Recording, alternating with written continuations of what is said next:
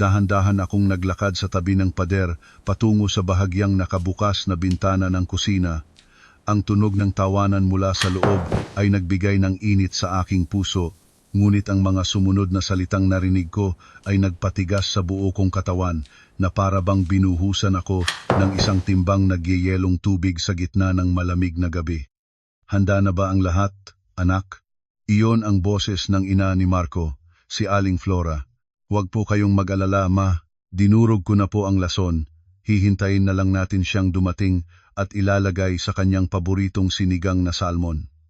Iyon ang paborito niyang ulam at masustansya pa, kaya siguradong hindi siya maghihinala.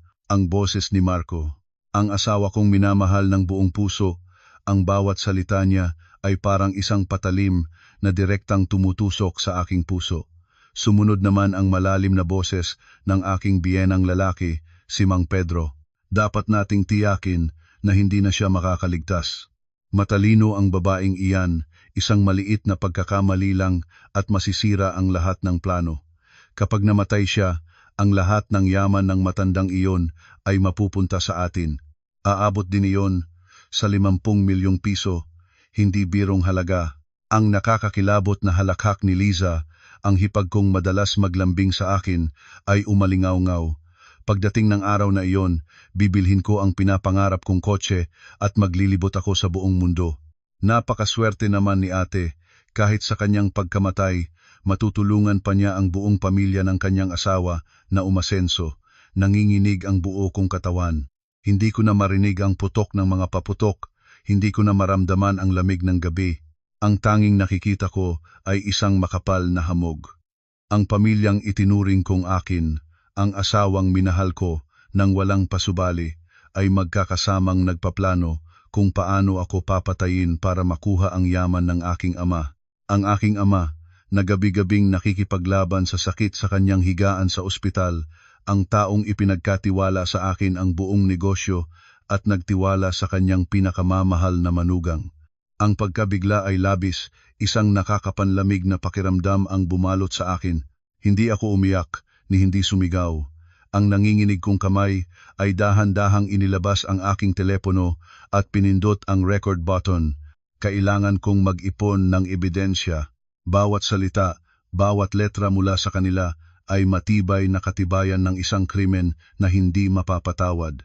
Pinigil ko ang aking hininga habang pinakikinggan ko silang magpatuloy sa pag-uusap tungkol sa kung paano itatapon ang aking katawan, kung paano sila aarte sa harap ng lahat pagkamatay ko.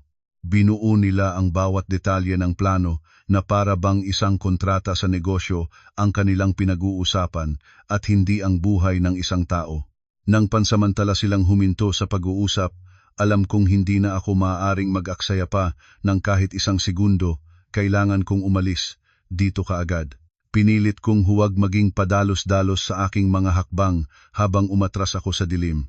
Huminga ako ng malalim, sinusubukang ayusin ang aking boses na nanginginig sa takot. Tinext ko ang sarili kong numero, nagpapanggap na may tumatawag sa akin. Tumunog ang aking telepono sa loob ng aking bag. Lumabas ako mula sa aking pinagtataguan at dire-diretsong pumasok sa bahay na para bang walang nangyari. Pinilit kong panatilihing natural ang aking mukha. Magandang gabi po sa inyong lahat, nakauwi na po ako. Gulat silang lahat na napatingin sa akin. Bahagyang nagbago ang ekspresyon ni Marco. May bakas ng pagkalito, ngunit mabilis itong napalitan ng isang pekeng ngiti. Mahal, nakauwi ka na pala. Kanina ka pa namin hinihintay. Halika na't kumain, baka lumamig pa ang pagkain. Ngumiti ako. Isang ngiti na sa pakiramdam ko ay mas malamig pa kaysa sa yelo. Opo, gustong-gusto ko na rin pong kumain. Kaso, tumawag po kasi ang ospital, itinaas ko ang aking telepono na may umiilaw pang screen. Sabi po ng doktor, hindi raw maganda ang kalagayan ni Papa, kailangan daw pong pumunta ng pamilya agad, kaya kailangan ko pong pumunta sa ospital sandali. Halatang halata ang pagkadismaya sa kanilang mga mukha, ngunit mabilis nila itong itinago. Agad na nagsalita ang aking biyenan. Naku, ganoon ba? Sige anak, bilisan mo na. Mas mahalaga ang kalusugan ng iyong ama. Ang pagkain naman natin ay pwedeng kahit kailan. Lumapit din si Marco at ipinatong ang kanyang kamay sa aking balikat na may pagkukunwaring pag-aalala. Hayaan mo, sasamahan na kita. Wag na, mahal. Dahan-dahan kong inalis ang kanyang kamay, pinipilit na huwag ipakita ang aking pandidiri. Kaya ko nang mag-isa. Dito ka na lang, salubungin mo ang bagong taon, kasama sila Mama, Papa at Liza. Tatawagan na lang kita agad kapag nalaman ko na ang sitwasyon sa ospital. Pagkasabi ko niyon, hindi ko na sila binigyan ng pagkakataong magsalita pa, mabilis akong tumalikod at umalis. Nagmamadali akong sumakay sa kotse, pinaandar ang makina, at humarurot na parang isang palaso. Sa salamin, nakikita ko pa rin ang anino ni Marco at ng kanyang pamilya na nakatayo sa harap ng pinto, nakatingin sa akin. Ang mga ngiti sa kanilang mga labi ay naglaho na, napalitan ng isang mukha na puno ng pagkalkula. Ang bisperas ng bagong taon na ito ay hindi na isang gabi ng pagsasama-sama para sa akin. Ito na ang simula ng isang laban na hindi ko maaaring ipatalo. Ang sasakyan ay humarurot sa mga kalsadang nagliliwanag sa mga ilaw ng lungsod sa huling gabi ng taon. Ang mga tao sa bawat tahanan ay masayang nagdiriwang, nag-aabang sa sagradong sandali.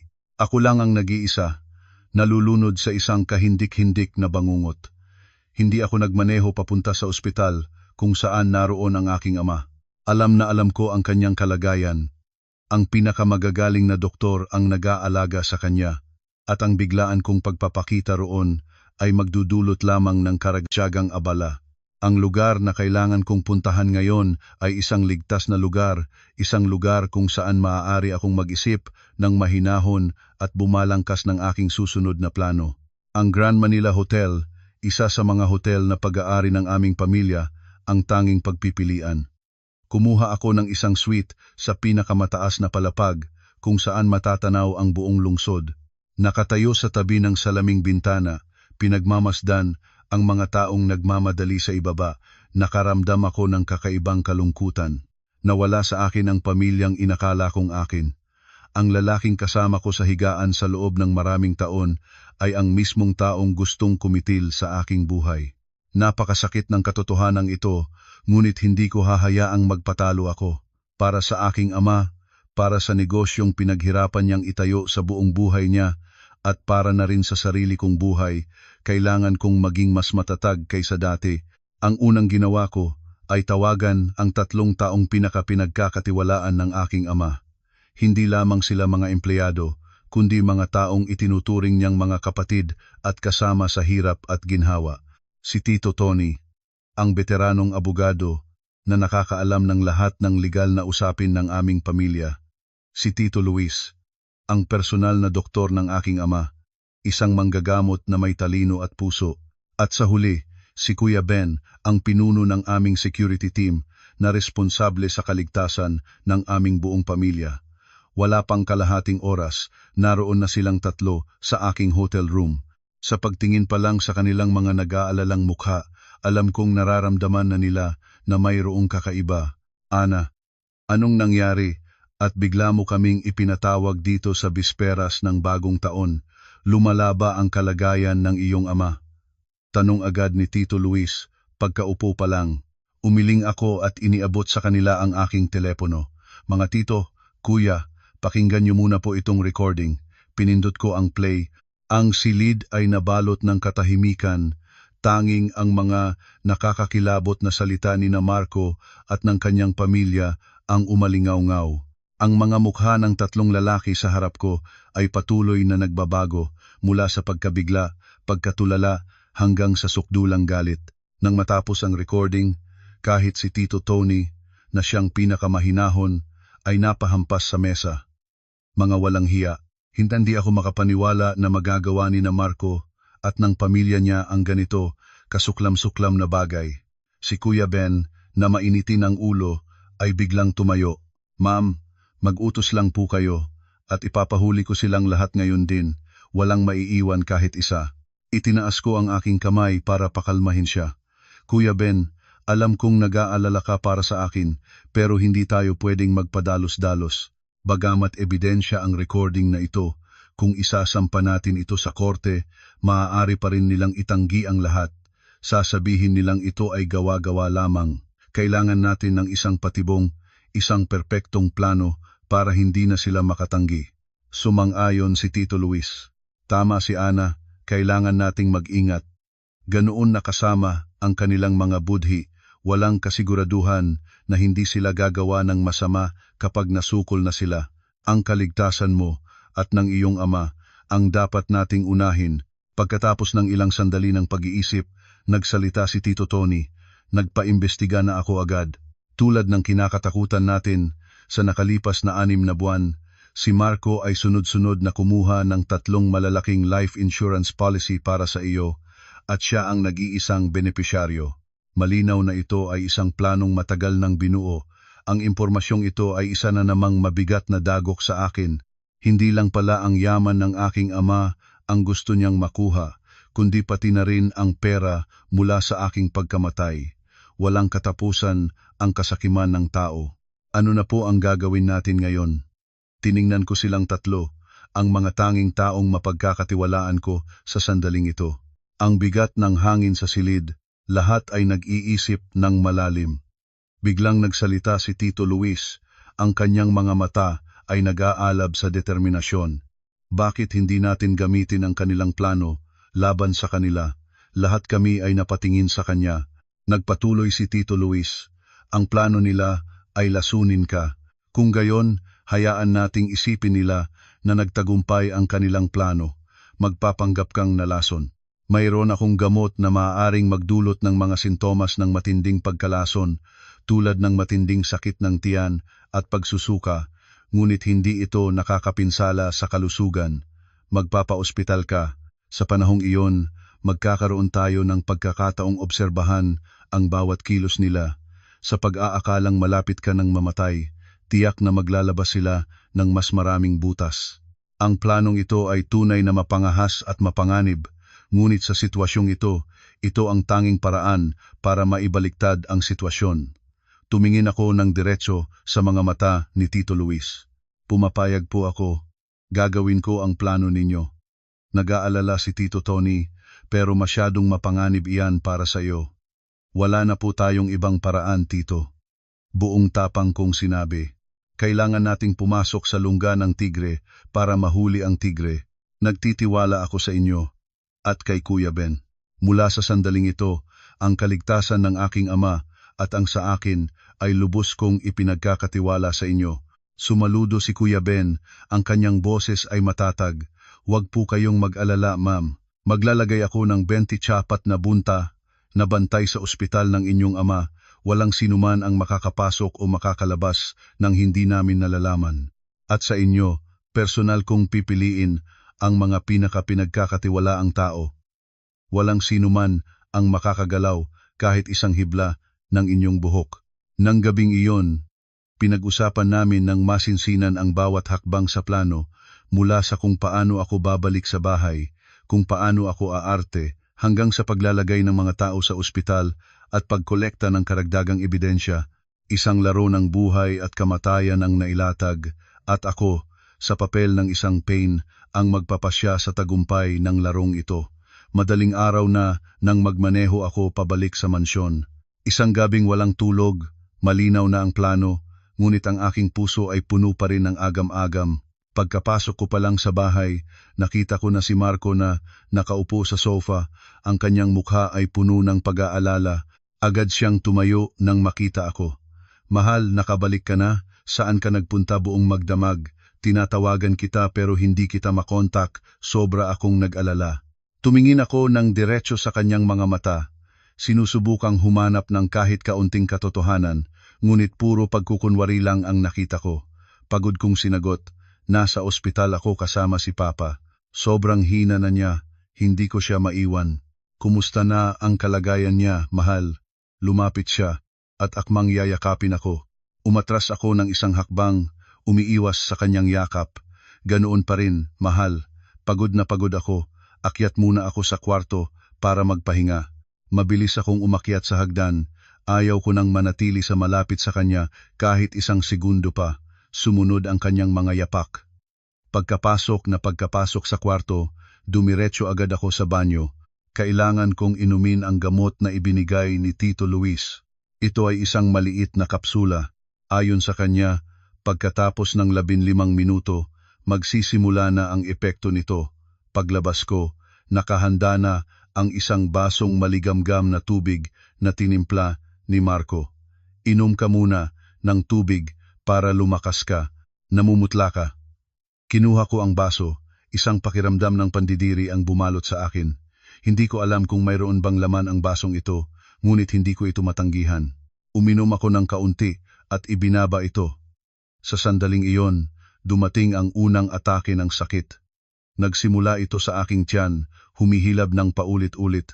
Nagsimulang mamutla ang aking mukha at may butil-butil na pawis sa aking noo. Anong nangyayari sa iyo, Ana? Takot na tanong ni Marco, ngunit sa kaibuturan ng kanyang mga mata, may isang kislap ng kagalakan na hindi maitatago. Inakap ko ang aking tiyan at bumagsak sa sahig. Ang sakit ng tiyan ko, parang may kumakaskas sa loob, lalong tumindi ang sakit. Nagsimula akong masuka, lahat ay nangyayari ayon sa sinabi ni Tito Luis. Nagsimula na ang aking pag-arte. Mabilis akong inalalayan ni Marco, ang kanyang mukha ay puno ng pagkalito. Anong nangyari sa'yo? May nakain ka bang masama? Hindi ko alam. Ang sakit, daing ko. Totoong luha ang tumulo mula sa aking mga mata dahil sa matinding kirot na dulot ng kapsula. Inalalayan niya ako papunta sa kama, paulit-ulit na nagsasabi ng mga salitang pampalubag loob, ngunit alam kong sa loob-loob niya, nagagalak siya.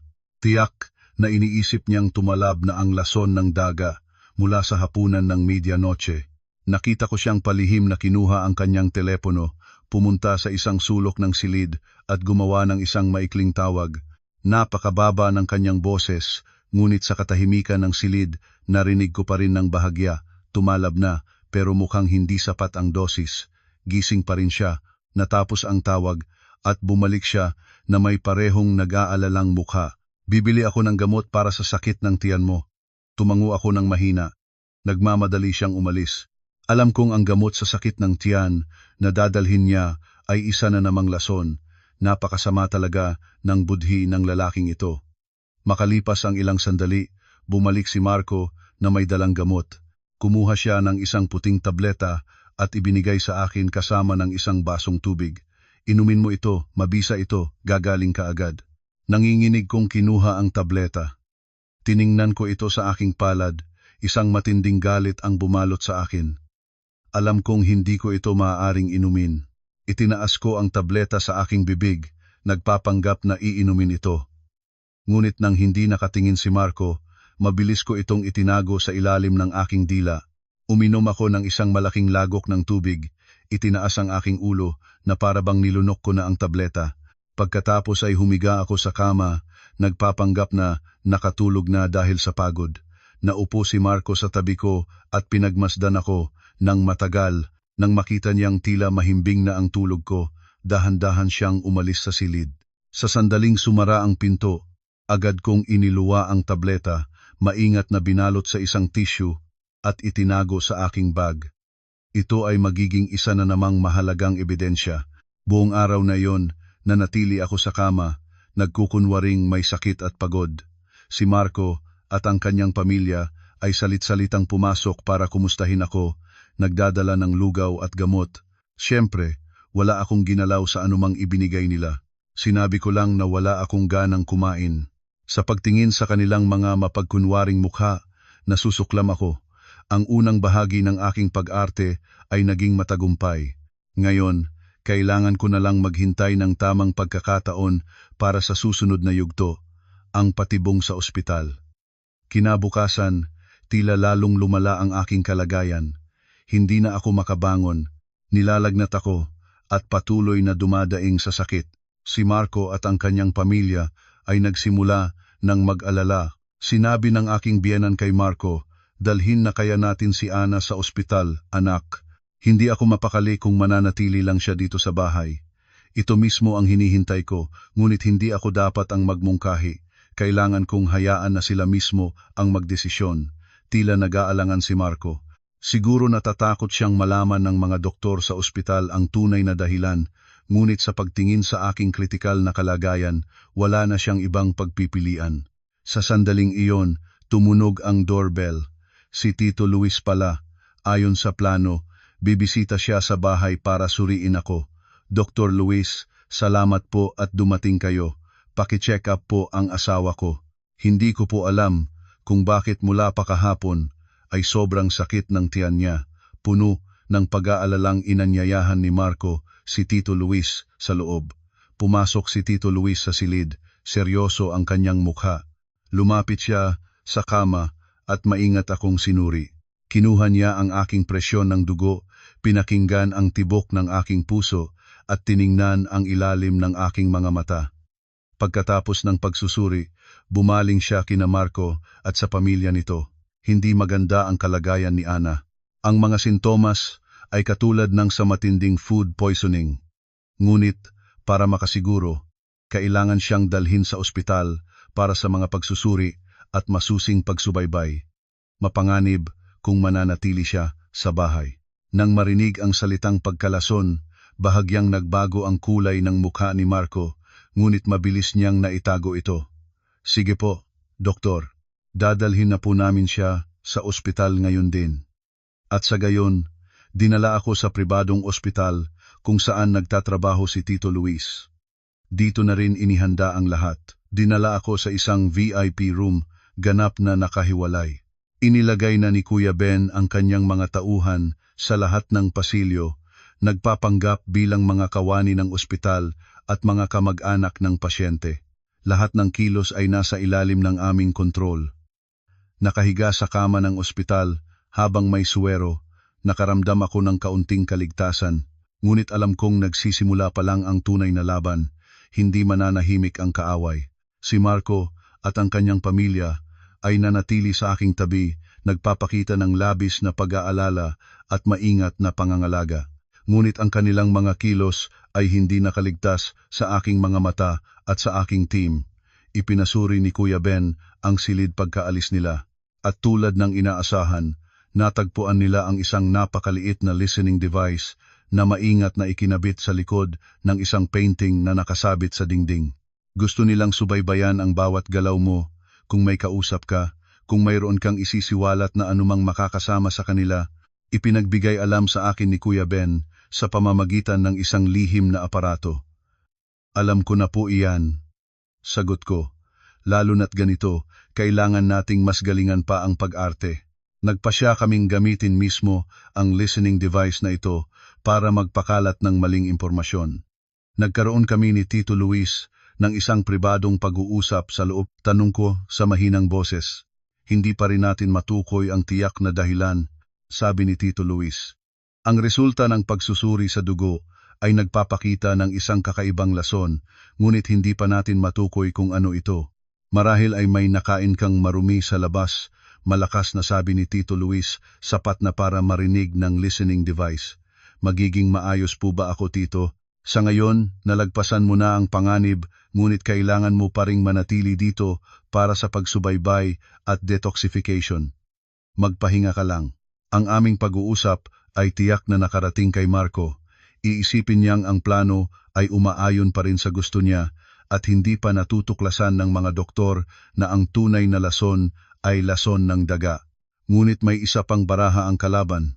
Sa mabilis na investigasyon, natuklasan ng team ni Kuya Ben na sa mga nurse na nagtatrabaho sa palapag na ito, may isang nagngangalang Vanessa na may malayong kamag-anak sa pamilya ni Marco. Ang kanyang kilos ay kahina-hinala, madalas siyang palihim na nakikinig sa labas ng pinto ng aking silid. Malamang na siya ang espiya na inilagay ni Marco, sabi ni Kuya Ben. Kailangan nating mag-ingat ng husto. Alam kong isang bagong patibong ang inihahanda. Sa pagkakataong ito, mas mapanganib ito dahil nagmumula ito sa mga taong nakasuot ng puti, mga taong dapat sana ay nagliligtas ng buhay ng mga pasyente. Kailangan kong ihanda ang aking sarili para harapin ito. Makalipas ang 2 araw, nagsimula ng kumilos si Marco. Hindi na siya makapaghintay. Ang katotohanang buhay pa rin ako ay nagpapainip sa kanya. Nang hapong iyon, pumasok si Nurse Vanessa sa aking silid para palitan ang aking swero. Tila siya ninenerbiyos, ang kanyang mga mata ay patuloy na sumusulyap sa pinto na para bang natatakot na may makakita sa kanya. Ang kilos na ito ay hindi nakaligtas sa napakaliit na security camera na ipinakabit ni Kuya Ben sa silid. Ma'am Ana, oras na po para sa gamot ninyo. May hawak si Vanessa na isang hiringgilya na may lamang gamot at lumapit sa akin. Tiningnan ko ang hiringgilya sa kanyang kamay. Ang likido sa loob ay medyo malabo, iba sa mga gamot na itinuturok sa akin dati. Bumilis ang tibok ng aking puso. Alam kong ito na ang lason na gustong gamitin ni Marco para tapusin ako. Anong gamot iyan? Tanong ko. Sinusubukang panatilihing kalmado ang aking boses. Mataas na dosis lang po ng antibiotic. Utos po ni Dr. Luis. Pautal-utal na sagot ni Vanessa. Ang kanyang mga mata ay hindi makatingin ng diretso sa akin. Sa sandaling ihahanda na niya ang pagturok sa aking ugat, biglang bumukas ang pinto ng silid. Pumasok si Dr. Luis at Kuya Ben kasama ang dalawang security personnel. Nagulat si Vanessa at nabitawan ang hiringgilya sa sahig. Ang kanyang mukha ay namutla na parang papel. Anong ginagawa mo, Nurse Vanessa? Tanong ni Dr. Luis. Ang kanyang boses ay malamig. Nagtuturok lang po ako ng gamot sa pasyente ayon sa utos. Nauutal si Vanessa. Ipinahiwatig ni Kuya Ben sa isang security personnel na kunin ang hiringgilya. Utos ni Dr. Luis? Nag-utos po ba kayo na iturok ang gamot na ito kay Ma'am Ana? Siyempre hindi. Matigas na sabi ni Tito Luis. Wala sa plano ng paggamot ngayong araw ang anumang iniksyon. Bumaling siya kay Vanessa. Ang kanyang mga mata ay matalim na parang kutsilyo. Sabihin mo, sino ang nag-utos sa iyo na gawin ito? Ano ang laman ng hiringgilya na ito? Sa harap ng mga hindi maikakailang ebidensya at panggigipit mula sa lahat, tuluyan nang bumigay si Vanessa. Lumuhod siya at umiyak, nagmamakaawa. Patawarin niyo po ako, pinilit lang po ako. Si Sir Marco po, ang asawa ni Ma'am Ana. Ibinigay niya sa akin ang hiringgilya na ito at isang malaking halaga ng pera, pinilit niya akong iturok ito kay Ma'am Ana. Sinabi niya na kung hindi ko gagawin, mapapahamak ang aking pamilya. Ang katotohanan ay nabunyag na. Hindi na mailarawan sa salita ang kasamaan ng taong ito. Hindi lang niya ako gustong patayin, handa rin siyang itulak ang ibang tao sa landas ng krimen. Aarestuhin na sana ni Kuya Ben si Vanessa, ngunit pinigilan ko siya. Isang ideya ang sumagi sa aking isipan. Maaari nating gamitin mismo ang taong ito para maglatag ng mas malaking patibong. Sali lang, Kuya Ben, sabi ko. Vanessa, kung gusto mong gumaan ang iyong parusa, kailangan mong makipagtulungan sa amin. Tumingin si Vanessa sa akin. Ang kanyang mga mata ay puno ng takot at pag-asa. Ma'am, parang awan niyo na po. Tulungan niyo po ako. Gagawin ko po ang lahat ng iutos ninyo. Mabuti, sabi ko. Ngayon, tawagan mo si Marco. Sabihin mo sa kanya na matagumpay mong naiturok ang gamot at nasa kritikal na kondisyon ako. Sabihin mong inaasikaso ako ng mga doktor at inilipat na sa Intensive Care Unit, ICU. Naintindihan agad ni Tito Luis ang aking plano. Idinagdag niya, tama, sabihin mo na napakasama ng sitwasyon, maaaring hindi na ako makaligtas. Kailangan mong umarte ng kapani-paniwala. Sa ilalim ng aming pagbabantay, nanginginig na tinawagan ni Vanessa si Marco. Napakahusay ng kanyang pag-arte, ang kanyang boses ay puno ng takot at pag-aalala, iniulat niya ang buong kwentong aming binuo. Sa kabilang linya, naririnig ko ang tawa ng kasiyahan ni Marco. Pinayuhan pa niya si Vanessa na manahimik at nangako na bibigyan pa siya ng mas malaking halaga. Natapos ang tawag at nagtagumpay ang aming plano. Ngayon, sa paningin ni Marco at ng kanyang pamilya, ako ay isang taong malapit ng mamatay, nag-aagaw buhay sa ICU. Sa pag-aakalang malapit nang maalis ang tinik sa kanilang lalamunan, tiyak na hindi na sila mag-iingat at magsisimula na sa kanilang mga susunod na hakbang para makuha ang yaman. Ito na ang tamang panahon para maglatag kami ng mas malaking bitag upang ibunyag ang lahat ng madilim na plano sa likod ng pagtatangkang pagpatay na ito. Ang patibong sa ospital ay hindi lamang para protektahan ako, kundi isang malaking entablado para ibunyag ang tunay na kulay ng mga masasamang tao. Sa paniniwalang malapit na akong mamatay, nawala na ang lahat ng pag-iingat ni Marco. Nagsimula siyang kumilos ng mas lantaran at mas matapang. Hindi na siya araw-araw na pumupunta sa ospital. Sa halip, mga tawag na lamang na may tono ng pagdadalamhati at pag-aalala ang ginagawa niya kay Tito Luis. Siyempre, mahusay ding umarte si Tito Luis.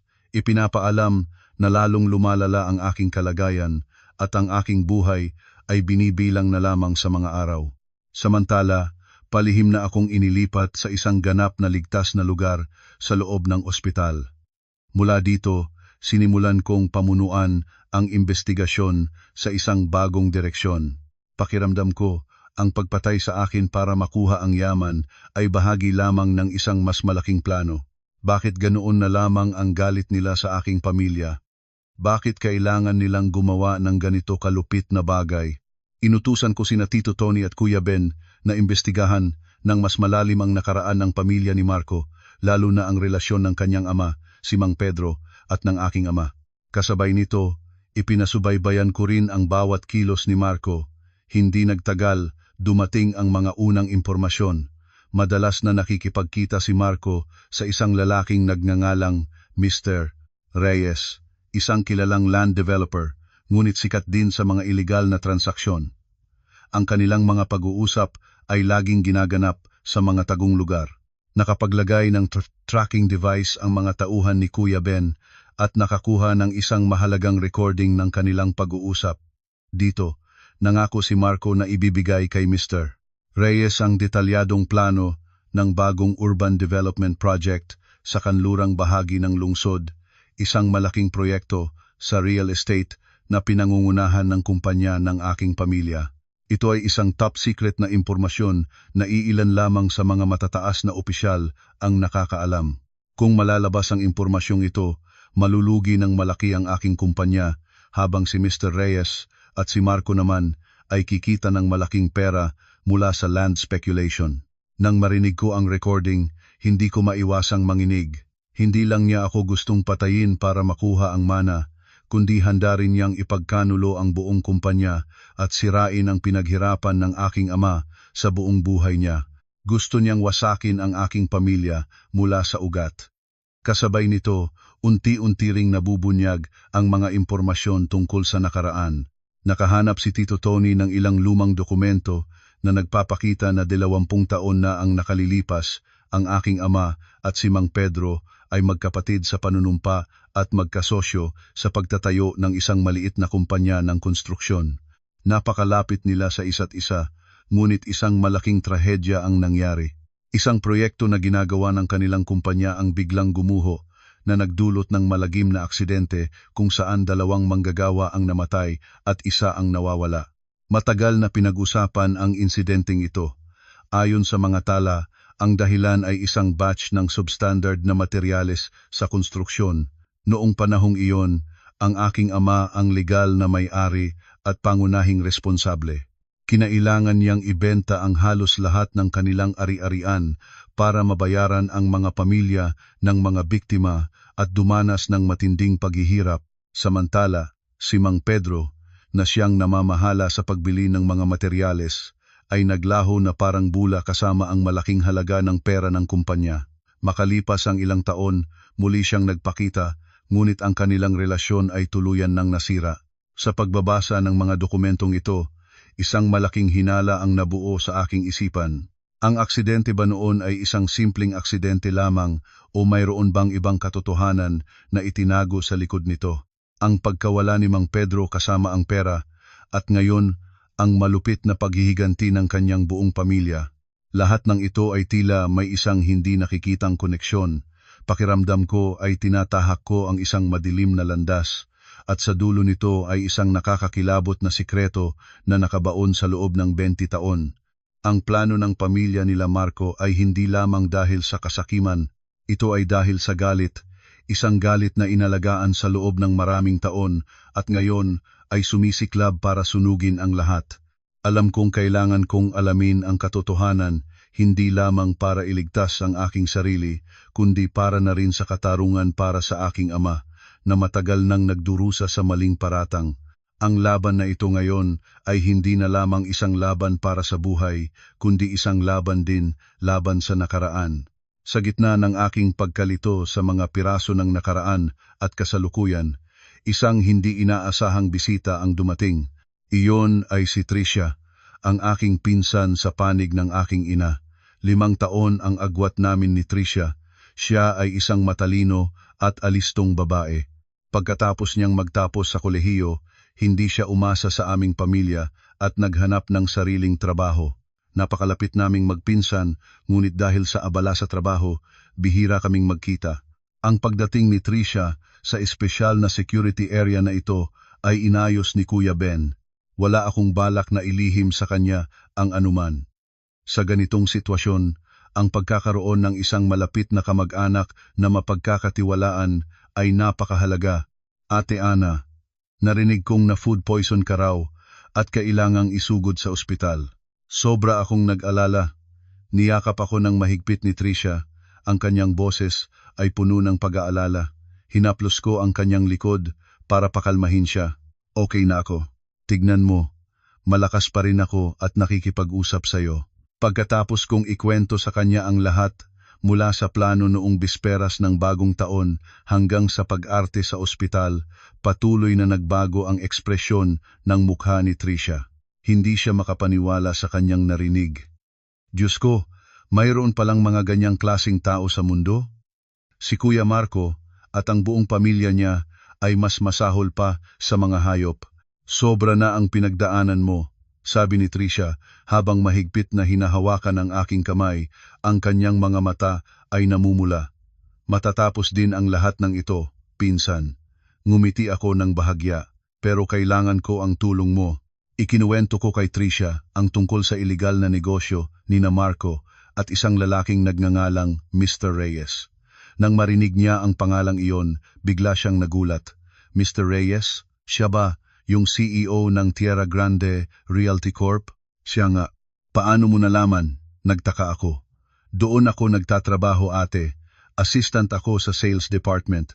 Ang pagkakataong ito ay nagdulot sa akin ng labis na pagkamangha. Tila tinutulungan din ako ng tadhana. Ito ang pinakamagandang pagkakataon para alamin ng mas malalim ang relasyon ni na Marco at Mr. Reyes. Talaga? Kung gayon, napakaganda niyan. Tricia, maaari mo ba akong tulungan na bantayan kung may anumang kahina-hinalang transaksyon sina Marco at Mr. Reyes? Tumango si Tricia nang walang pag-aalinlangan. Huwag kang mag-alala, ate. Ako na ang bahala diyan. Ate, may isa pa po akong sasabihin. Nag-aalangan siya. Ang kanyang mukha ay tila nababagabag. Matagal ko na po itong nakikita pero hindi ko masabi sa inyo. Natatakot akong malungkot kayo. Sabihin mo na, pinsan, ano man iyan. Kasi po, ilang beses ko nang nakita si Kuya Marco na may kasamang ibang babae. Ang pangalan niya ay Linda, sekretarya ni Mr. Reyes. Masyado po silang malapit sa isa't isa. Hindi po mukhang ordinaryong relasyon sa trabaho, sabi ni Tricia. Ang kanyang boses ay unti-unting humihina. At isang beses, hindi ko sinasadyang marinig ang pag-uusap nila sa telepono. Sabi niya, maghintay ka lang ng kaunti pa, mahal. Kapag namatay na ang asawa ko, pakakasalan kita. Ang bawat salita ni Tricia ay parang isang patalim na lalong sumusugat sa aking puso. Hindi lang pala niya ako gustong patayin para sa pera, kundi dahil din sa ibang babae. Naghahanda na siya ng bagong buhay sa ibabaw ng aking libingan. Ang galit sa aking puso ay umabot na sa sukdulan, ngunit mabilis ko itong pinigilan. Hindi ito ang oras para maging mahina. Mas maraming ebidensya, mas madali siyang maikukulong. Naiintindihan ko, sabi ko. Ang aking boses ay nakakagulat na kalmado. Tricia, salamat sa pagsasabi mo sa akin ng katotohanan. Ngayon, mayroon akong plano. Kailangan natin silang mahuli sa akto. Ang mga mata ni Tricia ay nag-alab sa determinasyon. Tutulungan kita, ate. Pababagsakin natin ang taksil na iyon. Ang pagdating ni Tricia ay parang isang bagong pag-asa, nagbigay sa akin ng lakas at tiwala. Sa pagkakaroon ng isang kakampi, isang kadugo sa aking tabi, hindi ko na naramdaman na nag-iisa ako sa laban na ito. Batay sa impormasyong ibinigay ni Tricia, sinimulan naming masusing subaybayan ang bawat galaw ni na Marco at ng kanyang sekretaryang si Linda. Sa tulong ng team ni Kuya Ben, walang nakaligtas sa aming mga mata. Akala ni Marco ay nag-aagaw buhay ako, kaya hindi na niya itinago ang kanyang relasyon. Lantaran niyang sinusundo at hinahatid si Linda, kumakain sa labas at namimili na parang isang tunay na magkasintahan. At dumating na nga ang pagkakataon. Biyernes ng hapon, pagkatapos ng trabaho, dinala ni Marco si Linda sa isang marangyang hotel sa labas ng siyudad. Ito ay isang liblib na lugar, madalas na pinipili ng mga mayayaman para sa kanilang mga lihim na tagpuan. Ate, pumasok na sila sa The Verdant Hotel sa Tagaytay, tawag ni Tricia sa akin mula sa isa pang sasakyan na sumusunod sa kanila. Sige, sundin niyo lang ang plano. Tiyaking makukuhanan niyo sila ng video at litrato, papunta na ako dyan, habilin ko. Nagsuot ako ng simpleng damit, salamin at face mask at mabilis na umalis sa aking ligtas na lugar sa ospital. Si Kuya Ben mismo ang nagmaneho para sa akin. Naghihintay na rin doon si Tito Tony, ang abogado ng aming pamilya, kasama ang ilang mga testigo na kanyang inanyayahan. Dapat lahat ay naaayon sa batas. Pagdating namin doon, natukoy na ni Tricia at ng security team ang eksaktong numero ng kanilang silid. Nakatayo sa harap ng pinto ng room 2046, malakas ang kabog ng aking dibdib. Kahit na handa na ang aking isipan, ang direktang pagharap sa kataksilan ng aking asawa ay masakit pa rin. Matapos kumpirmahin ng staff ng hotel ang impormasyon at buksan ang pinto sa aming kahilingan dahil sa isang biglaang inspeksyon, ang tanawin sa loob ay nagpagulat sa lahat. Si Marco at Linda ay magkayakap sa kama, nakasuot lamang ng bathrobe. Sunod-sunod ang tunog ng kamera ng security team. Nagulat sina Marco at Linda at mabilis na nagtalukbong ng kumot. Nang matauhan si Marco at makita akong nakatayo sa pinto, ang kanyang mukha ay nagbago mula sa pagkabigla, takot at sa huli, galit. Ana? Bakit? Bakit ka nandito? Hindi ba't nasa ospital ka? Nauutal niyang sabi. Ngumisi ako. Isang ngiting walang bahid ng anumang emosyon. Dahan-dahan kong inalis ang aking salamin at face mask. Bakit? Nagulat ka ba na makita akong buhay pa? O nadismaya ka dahil hindi pa sapat ang lason mo? Namutla ang mukha ni Marco. Alam niyang nabisto na ang lahat. Ang sekretaryang si Linda sa tabi niya ay nanginginig, walang kulay ang mukha. Attorney Tony, gawin mo na ang iyong trabaho, senyas ko. Lumapit si Tito Tony, ang kanyang boses ay matigas. Mr. Marco, mayroon kaming sapat na ebidensya ng iyong pakikiapid. Ayon sa kahilingan ng aking kliyente, si Mrs. Ana, sisimulan na namin ang proseso ng diborsyo at magsasampa kami ng kaso laban sa iyo para sa panloloko, pagnanakaw ng ari-arian at pananakit. Nang marinig ang mga salitang diborsyo at kaso, biglang nagwala si Marco. Ang kanyang takot ay napalitan ng kawalang hiyaan. Tumayo siya, mabilis na ibinalot ang tuwalya sa kanyang baywang at lumapit sa akin. Diborsyo? Akala mo ba ganun kadaling makipaghiwalay sa akin? Sigaw niya. Ang kanyang mga mata ay nanlilisik. Huwag mong kalimutan, nasa mga kamay ko pa rin ang ama mo. Isang salita ko lang, makakasama na niya ang yumaong ina mo. Ang lantarang banta niya ay nagpatigil sa akin. Inaasahan ko na ang kanyang kalupitan, ngunit hindi ko akalain na gagamitin niya ang buhay ng aking ama na lagi niyang tinatawag na papa para takutin ako. Subukan mo, gigil kong sabi. Tignan natin kung magagawa ko. Ngumisi siya, isang ngiting puno ng kasamaan. Kung gusto mong maging ligtas ang ama mo, bawiin mo ang kaso at kalimutan mo na ang diborsyo. Magpatuloy ka sa pagiging isang asawang nag-aagaw buhay. Kung hindi, huwag mo akong sisisihin kung magiging malupit ako. Pagkasabi nito, itinulak niya ako at walang pakialam na nagbihis. Alam niyang mahal na mahal ko ang aking ama. Alam niyang iyon ang aking pinakamalaking kahinaan. Ang paghuli sa kanila sa akto ay naging matagumpay, ngunit inilagay din ako nito sa isang mas mapanganib na sitwasyon. Ang aking ama ay naging bihag na ngayon ng kaaway. Ang hangin sa loob ng silid ng hotel ay bumigat pagkatapos ng banta ni Marco. Walang pakialam siyang nagbihis, tinitigan ako ng may pagwawagi at pangmamaliit at umalis kasama ang kanyang kalaguyo, nag-iwan ng gulo. Nakatayo akong tulala, ang kanyang mga salita ay mas masakit pa kaysa sa nasaksihan ko kanina. Nakuha niya ang aking pinakamalaking kahinaan. Ana, ayos ka lang ba? Nag-aalalang tanong ni Tito Tony. Umiling ako, sinusubukang bawiin ang aking composure. Ayos lang po ako, pero ang banta niya ay hindi biro.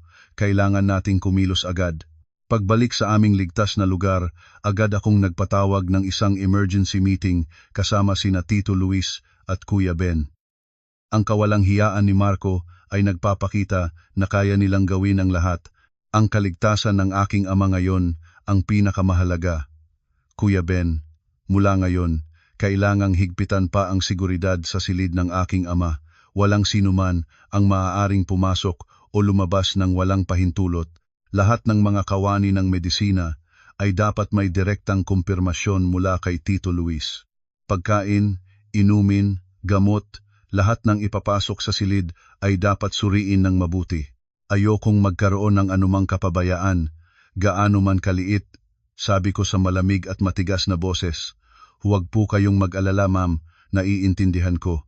Ilalagay ko ang mga pinagkakatiwalaang tao na magbabantay araw at gabi, sagot ni Kuya Ben. Ang kanyang mukha ay puno rin ng tensyon.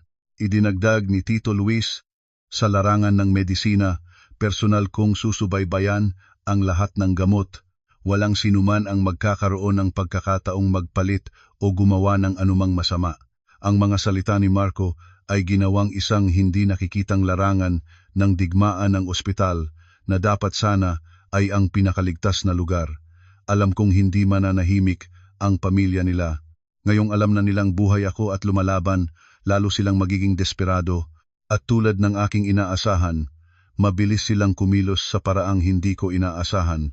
2 araw pagkatapos ng insidente sa hotel, tinawagan ako ni Tito Luis sa isang napakaapurahang tono. Natuklasan niya na ang isang bote ng gamot sa puso ng aking ama ay may kakaibang tanda. Tila binuksan ang takip at muling isinara ng maingat. Agad niyang ipinasuri ang gamot.